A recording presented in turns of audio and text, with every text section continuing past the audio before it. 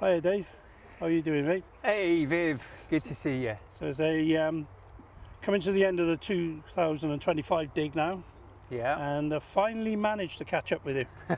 God, what a busy man. Always running around doing something. Yeah, no, it's here we are. It's a beautiful day. It's the penultimate day of the 2025 dig, and my goodness, how quickly it's gone, Viv, this year. And we're still here. We're still discovering things. We've got a load of people here having a look around here this morning. Even though it's supposed to be a quiet day, we had our amazing open day on Saturday where 400 people came to visit and discover their Bronze Age past. And we've had some incredible finds this year as well, haven't we? I mean, you know, we've not only been unlocking the story of the Bronze Age settlement here with almost certainly got another house that we didn't even know was there, maybe two round houses built on top of each other, right next door to the ones that we dug in the previous years. And it looks like we've got the floor layers in there, and we've got the hearths possibly in there. We'll find out maybe next year. And we're getting amazing finds from that house. I mean, I don't know if you saw with the incredible Bronze Age flint arrowhead that Jojo found the other week, and so that's an amazing story. We didn't even know that house was there. And then right next door to that, over the back there, we've got burials. You know, we've got Bronze Age cremation burials, bits of people, not whole cremations. Maybe they're keeping their ancestors really close, right by their house. Or maybe that burial ground's a bit earlier. Maybe that is sort of at the same time as the Bronze Age furnace we found last year, and then the guys come and build their houses here because they know it's an important place that's got a connection to the ancestors. All of those bits of the jigsaw being pieced together once again by literally hundreds this year of volunteers, local people, some amazing veterans, like old friends turn up, like Jonathan and Jackie, and helping out, and then lots of new people as well, young people like Hannah, who came along and volunteered for the first few weeks, and is looking to do archaeology on a degree. Or, you know, we just couldn't do it on this scale without that local knowledge and local talent and local commitment to this incredible site. And we've also been unpacking that modern story. I know you showed me this morning, Viv, we found a medal from the racecourse. Of course, the only reason this Bronze Age site is here is because for nearly 150 years, Trelai Park was the home of the Welsh Grand National. It was a racecourse that people travelled to from all over the UK. And that's another massive and interesting story. You know, the sporting history of this park. There are incredible sports people who've gone on to do amazing things who played here as well. So that's a whole modern story, and we've got little traces of that sometimes in the archaeology, which is lovely to see, as well as finding quite a lot of Roman stuff again this year, and probably not that surprising given that we've got a big very lovely Roman villa over there, which was certainly very posh. It would have had a plunge pool and mosaics and underfloor heating and everything, and we're finding here that the Romans were quite interested, it seems, in this Bronze Age settlement. It was probably, well, almost certainly, I think, still visible in the Roman period, and they seem to be digging pits into it. We found a pit with some really nice finds in that are Roman that seem to go through where the Bronze Age stuff is. So the Romans are kicking around here. So what a park, you know. I've said it before, I'll say it again. This could, you know, Trelai Park has amazing potential to be the heritage park for South Wales. The heritage here is so rich, and we're only scraping the surface. There may well be Neolithic stuff here. We found Neolithic stuff half a mile up the road, up at CAER Hillfort, literally just up the road. And that could be, you know, amazing asset, amazing thing for the communities here to have this heritage park, and to, in the way that we've done things with involving people, using that sort of co-production of knowledge, involving everybody through that process, getting people to make new friends, get out of the house sometimes, but also learn new skills. We've got numerous people who've gone on to do degrees and you know, we've got Scott, amazing Scott, who you know was a postman here in Ely, has gone on, has got on the CAER project, gone through the pathway, exploring the past pathway, and now he's got a first class degree just literally yesterday, and he's got a scholarship to go on to postgrad. life-changing stuff, and he will then come back and work on CAER, and it will feed back into the community, that positive cycle. And there's lots of other stories like that, as you know. We've got young people as well. I was sat down just the other day with Tanisha and Safa, two wonderful ex-students from Cardiff West, which is the school right behind my shoulder, where very low numbers go to higher education, and less than 7% I think go into higher education from that school, which is, as I said before, a travesty. There's a lot of talent amongst the young people in these communities, incredible talent. But there are challenges around finance, there are challenges around the sort of as they were saying, it's a gamble for them to take out a massive debt to come to university. It's a which it might not be for people from more affluent backgrounds. But it was great to sit down with them because they both got our CAER scholarships. We managed to get some university to grant some scholarships for young people that halve their fees. And they are doing not archaeology, they're doing law. They're both doing law. In fact, we have 4 CAER scholars at the moment. One's doing criminology and 3 are doing law. Nothing wrong with that. Absolutely brilliant that and they're looking to see whether they can come back into the community, help people with advice, do pro bono work.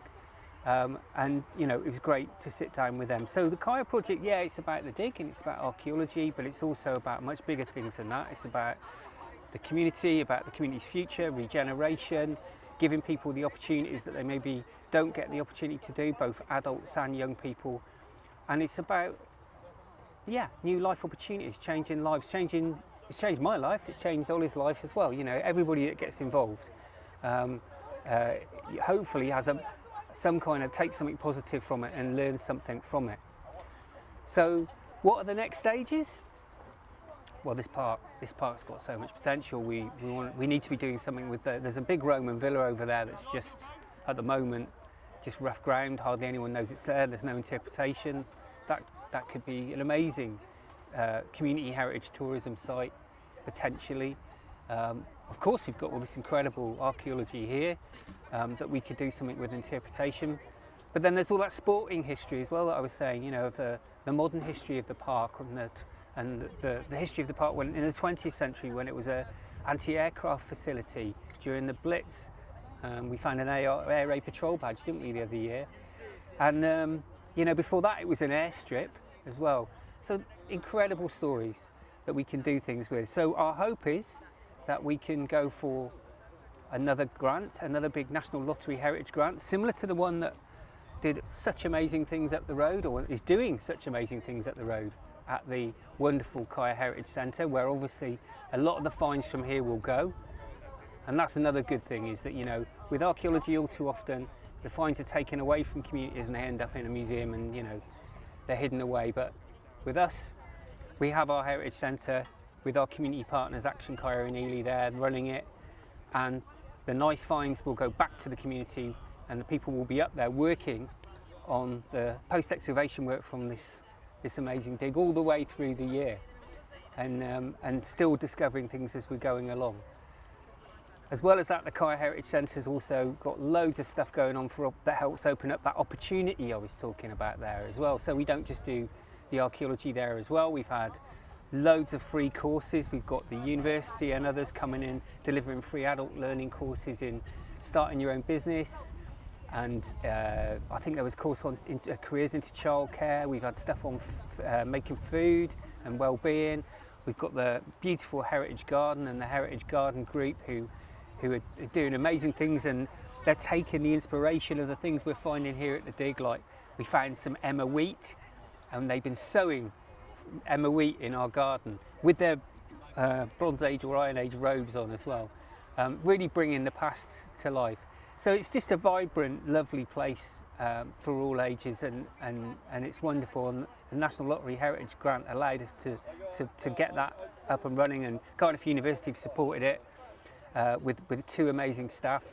And our hope is that we can do some similar magic here within this park just half a mile away, that could connect to the beautiful centre up the road, but that can open up and unlock all the incredible heritage that I've just been telling you about for this park and for the school. Obviously it's surrounded by schools here. We've got the primary schools, Trelai Primary here, We've got Woodlands there, which is a school for learning disabilities. We've got Millbank. All of these guys, all of these pupils from these schools have been here in this last month digging with us. They don't just get to come and stand by the side of the trench and look in. They get in, they get digging, they get finding stuff, they get fines washing, they get sieving, and they get engaged and they get involved. And we can work with those schools with this grant as well, and hopefully then that can also help open up opportunity, and we'll get more kids hopefully going into university and getting that life-changing opportunity that I've been talking about. So there we are, another year almost done. Tomorrow we'll be backfilling. It's bittersweet for me, yes. I've decided to move on from the university this year, and I'll be leaving in just over 4 weeks' time. So in a way, this will be my last dig as the co-director of CAER Heritage, and I feel pretty sad about that. But it's not the end of my connection to CAER Heritage. That couldn't happen. I'm going to carry on with CAER Heritage as a volunteer, working through our community partners ACE, hopefully helping with that National Lottery grant, and doing other things as well, and coming along to Love Our Hillfort and being a Love Our Hillfort volunteer like these wonderful people over there, and just getting involved in that way. So it's not a goodbye for CAER Heritage for me, but it is a goodbye as CAER co-director, and I feel, pretty sad about that. But I know too that the project is in really safe hands. We've got my amazing and old friend and co-director Ollie Davis, who's been on co-director with me from the very beginning of the project, who will continue as co-director. But we've also got a team of amazing new people. We've got Tom, who came through on the project as a volunteer, also went on to a degree as an adult learner, now works for us as our CAER Community Partnership Officer, working for the university, bringing the university into the community. We've got the wonderful and amazing Lois, an awesome community development worker who joined us just about 18 months ago, who runs the centre, sets up all the learning opportunities, looks after everybody. So we've got that amazing team, we've got that amazing centre, and we've got other people coming through like Scott, who's just got his first, and hopefully maybe we can look in the future to thinking about other people getting employed that have been involved in the project as well, if we can get there through the funding. So I see the future as bright for CAER. There's so much more we can do here. There's so much more talent to unlock, so much more opportunity to open up, so many more great people to involve, so much well-being to support as well. And that's going to carry on. And I'm hoping, even as I go, and I'm not the kind of retiring, but in a way I'm in retirement from this post, I will be able to, in a small way, continue to help with that, and still be a part of CAER Heritage, because it's family, and that's the way it feels to me. So I'll be back next year touring, no doubt, on this dig, and I might even be doing some actual digging next year, because I've never really done that in all the time I've been on CAER Heritage. I've just been doing all the kind of managing and bossing everyone around. So probably about time I did some physical work, eh? Yeah, gig. I'll be there to photograph it, no doubt. One thing before I let you go.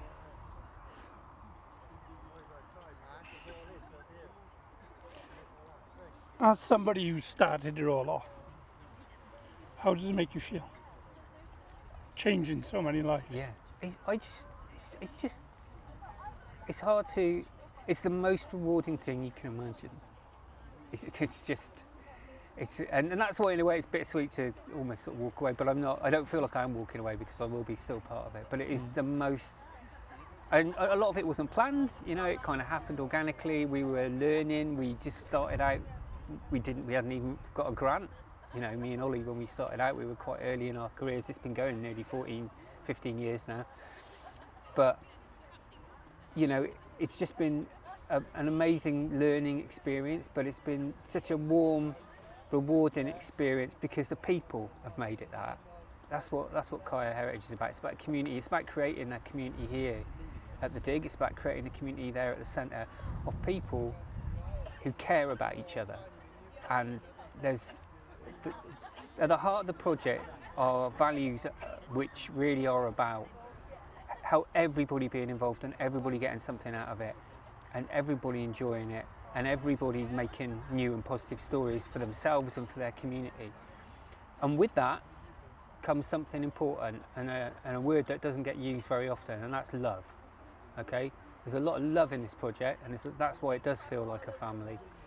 And so to be a part of that family, to be a part of it that's helped it, almost kind of the family to grow and develop and to get where it is today, and to be in this amazing position that we're in today, I burst with pride. I literally burst with pride and happiness and joy that I've been a part of it, and I've got so much from it too, and I love it. And like I said, I could never leave it, which is why I'll be carrying on. Do you feel as if you were a pioneer in what you've achieved? I think we are.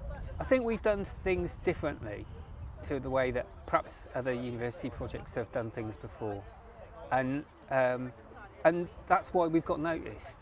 And what we've done differently is we've adapted and adopted the way that our community partners Action CAER and Ely work, and they're an innovative organisation too, a community development organisation made up of mostly local people who are addressing so many challenges in the community. But they take this approach of, well, let's not be a community to be fixed from the outside. There's plenty of talent in these communities. Let's work with the strengths of the community, and also let's work together. Let's be, value everybody's input and everybody's perspective. What's called co-production or co-creation. And we've learned that, and we've taken that and applied it to archaeology and to research in history. And we've used the archaeology and the heritage and the discovery of the past and the co-creation of knowledge to do community development work, really. That's what the project's about. It's actually about community development. That's the most important thing. The archaeology is great, and it helps people to do that community. It helps us to help people. But yeah, in that respect, we've done something different and we've done something new. And what we've done is we've brought together, in the context of that, what are traditionally seen as the three key things that universities should be doing, or three missions. And that is, one is research, finding out new stuff, finding out new knowledge. Two is education, so obviously helping others, training others to find out new knowledge. And the other third one, and I always think the most important one, is the social mission, to make to use that knowledge and that education to make the world a better place. And what we've done on CAER, and I think we've done it really well, is we've taken those three missions. Often in the university they get put in different boxes. So research is always seen as really important, it gets all the funding. Obviously students are important because they bring it, it's all about the money.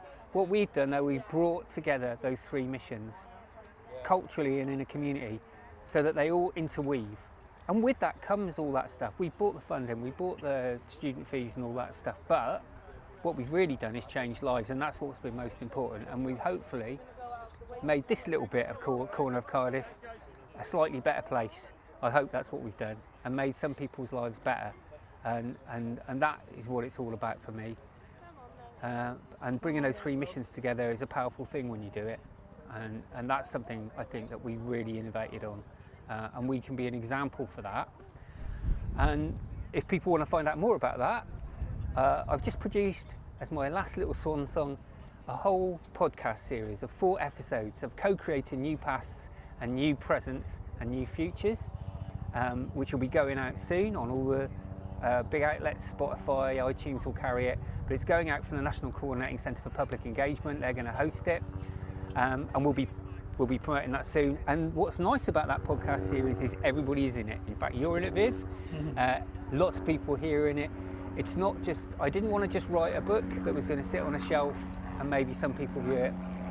I wanted to do something that people were going to use and interact with. And it looks like the airport's coming back. That's my lift. So the podcast series will, if people want to find out more about how maybe we've been innovative and how we built the project and how we built from humble beginnings, very humble beginnings, up to where we are now. There's a 4-episode podcast series that involves the voices of everybody, local teachers, young people, adult learners, volunteers, community development workers, heritage professionals, academics, politicians. Everybody's in there, everybody who's been involved and connected to CAER Heritage is in there, talking about why the project is special and why it's achieved what it's achieved and how it's done that, so that maybe other projects across the country can think about doing similar things, and other university people from across the country can think about adopting our strategies, which have really, I think, made, really changed things significantly for the local communities here. Thank you for everything. Stay there. Oh.